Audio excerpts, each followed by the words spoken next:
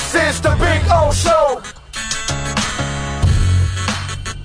This is the Big O Show. Dara Hashgraph up 12.5%. Woo! Just climbed over 10 cents, Manny. Victories, huh? Hey, when your bag is at 4 cents? Yeah. Yeah. You'll take it. You goddamn right. That bag's over 120%. Yep. That sounds like profits to me. Happy for you, man. Goddamn right. You got to hang in there, bro. You know, but that's where you buy all the way at the bear market like a year ago when it was at 4 cents. And everybody's telling you, you're a fucking maniac. You're crazy. What are you doing? Don't worry. It'll come back. And sure enough, baby, Hedera. Woo! Love it. It's about to explode. The whole market's about to explode. It is. The MACD is turning on Bitcoin, and it is. You're going to see. Watch Bitcoin make an 80 to 90,000 run now. Watch. It's coming. It's about to pop, bro. It's about to pop. Anyway, so what's popping with the Canes? What is popping in the recruiting world? Well, Damian Martinez, the running back from Oregon State, will be visiting here on Thursday. So that's the big fish in terms of who Miami is chasing. Martinez, of course, 1,100-yard rusher, number 2 in the Pac-12 last season, one of the best available running backs. I think the only guy better than him really was Quinshon Judkins, who ended up going to Ohio State. So he's basically the second best running back that entered the portal this cycle. And, a guy that I think Miami really needs, especially, not knowing how Mark Fletcher is going to come back from his foot and shoulder injuries. And same thing with A.J. Allen, who's the other guy who they really like that stayed around, that they brought in from Nebraska the year before. So you need a true number one guy. I think Damian Martinez is perfectly fit for this offense. He can team up with Cam Ward, and you got two of the best players in the backfield in the ACC this coming season. So Miami's trying to convince him when he comes to visit Thursday. There's a couple of other guys that they're after as well. Had a couple guys jump into the transfer portal as well in the last couple of days. Most notable. Don't tell me. Come on. Yes. Jared Harrison Hunt, one of your starters on the defensive line. Okay. The D tackle. They're not going after Cormani McLean, right? Oh, no.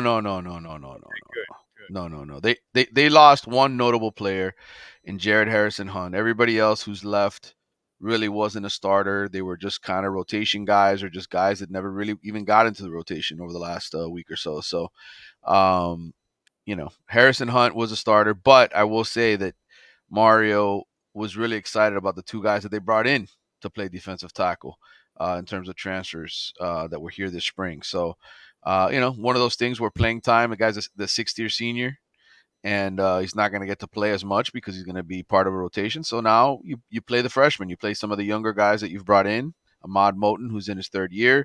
You've got some talented freshmen coming in, so those guys will take up Jared Harrison Hunt's slack. But, the next week or so will be interesting. Right now I got Miami, I think, at 84 scholarships based on my math of who's come and gone. So they're under the 85. They can add. There'll probably be a couple more guys who are just, I hate to say it, dead weight at the bottom of the roster that'll end up leaving. And then you free up those scholarships to add, another 4 or 5 guys. Okay. I like it. Good stuff there. For Jacurri, he is transferring. Yeah. Was it worth it to stick around the extra time for him and then transfer, or would it have been better for him to just enter the portal from the get-go when the season ended to get a better chance for him to latch on somewhere else? Because, you put the rest on, you put a little bit more on tape, and maybe it wasn't good enough what you put on tape to entice anybody. So you gave him more of what you didn't want to entice. So right. I'm just wondering, did it kind of backfire on the kid? Probably, but I think you couldn't have predicted it because remember, Cam Ward didn't sign till late, right? And so basically his competition when he could have switched schools was just going to be Emory Williams and Reese Poffenbarger and the freshman that came in. So the moment Cam Ward came in, it made things obviously more difficult for him. And, It's just the way college football is now. Everybody, I think, just has a hard time because you invest time, right, in developing these kids. You spend years, 2 years, 3 years developing, and then they leave, and you're like, man, what a waste. And it's like, no, it's happening everywhere in college football. Everywhere. Everybody's Every everybody everywhere. And here's the thing I tell people: look at the assistant coaches and how long they stick around now. It's not very long. So what happens is the position coaches switch teams and they just bring the guys that they were working with Right. at their other school to come with them to their new school. And that's kind of what that's just what happens, So I think this is the new era, and you kind of just have to get adjusted to it in college football. You're going to invest in guys, you're going to develop them, you're going to recruit the hell out of them out of high school, and they could pick up their bags and leave after a year or two because the situation has changed. And I think that the most important thing is that you take your cuts, and Mario takes his cuts and he lands some big fish. And as long as you land a few big fish, it doesn't matter who the supporting fish are in my mind. They're going to rotate year to year. Yeah, I had somebody on Twitter. Oh, well, Mario's losing players. He can't. And I'm like, dude, everybody. It's like it's all over the place. All these punks are like they don't get what they want and they're leaving right away, dude. Right. They have that option now. They could just pick up and leave, and that's fine. And I'm gonna go with Larinaga on this. All you're gonna do is hurt your development. Unless the program's a complete utter disaster, then okay, you got to leave. But if you're going to keep moving around, you're not ever going to get better, bro. It doesn't work that way. And to me, the guys that stay and stick it out and play and continue to play, they're going to improve personally. And so that's going to help you in your development overall. The whole team thing, I kind of get it, but bro, if you're getting your NIL money, then the next thing you're supposed to do is work your ass off but they want it all handed to them. Right. Now, Well, and that's the thing here. I mean, Miami's approach basically is pay big up front, right? Bring them in the door. You have the talent, you have the guys that have the big bodies that are supposedly the best recruits. Then you put them through hell. And if they right. can't stand hell, get out. If Right. you can't take the coaching and you're not really ready to take those next steps, then hey, you know what? They knock on your door and say, "Hey, remember that $750,000 NIL deal or 500,000? It's only good for this year. And next year you're only getting 100,000 or 50,000. And if you don't like it, see ya." And that's Right. basically what happens. It's a year-to-year deal. And it's smart business. I mean, ultimately, every one of these coaches doesn't really know what they're getting. They can recruit the hell out of guys. They can get to know their families. But then it's once you have them in the building and, hey, you got to show up to practice. Hey, you got to show up to school. Hey, you got to do all these other things. Until you go through that, you really don't know what that guy is. And sometimes the kid is a good player and he does all the right things, but he wants to play for a different coach, or he has somebody else that he wants to go play for. He likes the position coach and he wants to follow the position coach to that school. So it's just a revolving door, and that's what happened. College football became everyday free agency, and that's the insanity of it. Yeah. It's just kind of what we're going to end up dealing with. By the way, what'd you think of that whole Florida State and whole thing with that they've got to now go to mediation or something? What the hell is that? I mean, listen, ultimately they're fighting to them and Clemson are just fighting to get their TV rights, right, from the ACC, and they're gonna and they can switch states, they can move it all around. Ultimately, somebody's gonna have to make a decision, right? They're gonna have to look at this contract and say it's fair or unfair, whether it's mediators, whether it's the Supreme Court, whatever it is. And I shudder to think that at some point somebody's going to actually give Florida State and Clemson and the rest of all of college football to just say, well, none of these TV contracts that you signed, none of these deals, these grant of rights count or matter because they're unfair. If they do that, you talk about chaos with players. Imagine that now, year to year to year, where people are just switching conferences because they want to chase the money for the bigger TV contract. I don't. At some point, the NCAA and these TV, these powerful TV networks have to come to some sort of agreement so there's some level of regulation. Maybe this is what spurns it, where we get to a point where the contracts that they're signing are not valid. Maybe that's what happens with Florida State and Clemson, but I just don't see it because it would create all kinds of chaos. For college football and for college sports in general. So we'll see. But maybe mediation is the way to the right answer for this, and maybe the ACC just says, you know what, Florida State and Clemson, you can go. We'll agree to let you leave, and sayonara. Good luck getting into the SEC or Big Ten and getting those deals. Oh, So they'll scoop them up. Those programs will be scooped up, bro. Oh yes, but will they get all of that pot? Will the Big Ten or SEC schools say, yeah, go ahead, you're equal to the rest of us, or they're going to do kind of what the ACC has done to SMU and to Cal and Nah, I doubt it, bro. I see. Here's my problem with all of this, Manny. yeah, And you're probably just like I am. We've been at this so long, we're freaking cynical at this point. yeah. Um, I have to think that Florida State and Clemson have had conversations with the other conferences already.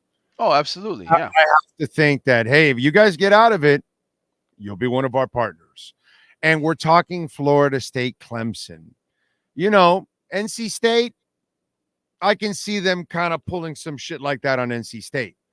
But Florida State, Clemson, or Miami, no, I think that's enough of a draw that What you're makes this equal footing, because when they come to your town, they're going to fill it up. what makes this cloudy ultimately is that you have two predominant TV channels that are in the middle of all this, right? You have the Fox network, right, which is the Big Ten, and then you have ESPN, who already owns these schools technically because SEC is part of ESPN. Right. So are they really going to pay them that much more? They're going to say, hey, we've got this deal with the SEC. SEC, you want to add Florida State and Clemson? That's great, but you're going to have to cut the pie a little bit more. And are they going to are they all going to be willing to accept that, so to speak, Okay. that smaller pie? I don't know. Now, on the flip side, for our purposes down here, Mm-hmm. if you're Miami, you have rooting interest in this, right? Because this opens the door for you, correctly. If Sure. they're successful, this kind of like what happened. You don't follow this shit, but a Ripple had a very successful case against the SEC and Gary Gensler, which opened up by proving that they weren't a security and that they're a commodity, which then opened it up for the rest of crypto to Right. then get the freedom that they need. And so that was a watershed moment for crypto. So I'm thinking this could be a watershed moment for the conference and for if Florida State and Clemson are successful here. Right. But it all depends on how it gets resolved, though, because like I said, what if they go to mediation and just decide, ACC just decides, you know what, we don't want to lose our grant of rights, but we're going to let Clemson and FSU pay their way to leave, and we're not going to charge them $560 million, but we're going to have some other agreement. That doesn't necessarily open the door for Miami and everybody else, I got right? you. Which is why I said it's hard for me to think that the court system is just going to say none of these contracts, which is what FSU and Clemson are trying to do. They're basically trying to say these grant of rights and these deals that we signed are no good anymore because we signed it at a time when the business was different, right? Yeah. And the contracts were different. So that's the argument. It's how does this get resolved? Through mediation or through the court system where some sort of big ruling comes down that frees everyone from grant of right contracts and says, no, this no longer is valid. You can't make these deals and sign them through 2036 anymore. And what does that do to the entire landscape of college football? Does the Big Ten turn around and all of a sudden kick Rutgers and Maryland and all the programs who do nothing for them out of their league in terms of football? Does the SEC turn around and say, Vanderbilt, thanks for the last 100 years, but peace?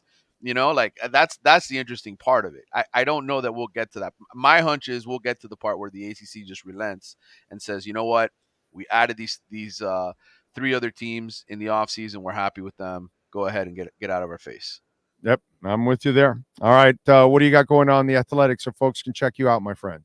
Well, we've had lots of transfer portal nuggets. My buddies Max Olson and everybody else there on the staff, we've been putting out every little tidbit in the transfer portal. So if you want to keep track of that, we've got a tracker for everybody in the country and what teams are looking for and who's leaving and all that kind of stuff. We've also got a podcast that I did last week with Carlos Ledo for the Hurricanes. We talked about Miami's situation in particular, and we've got the like I said, this is the off-season time, so we do some of these fun little projects. I did a all-state team in the modern recruiting era for California. So California being, of course, one of the best talent producers. So that's the latest one that I just finished putting up. Got some recruiting feature stories. There's a bunch of stuff in there for people to read. There you go. Follow him on Twitter at Manny_Navarro. Manny, as always, thank you, my brother. We'll catch up on Friday, my friend. Appreciate you. All right. Take care, man. See ya. Thank you, sir. There you go. Manny Navarro, Caneswear. Use our code BIG010. Whenever you go there, you will get 10% off.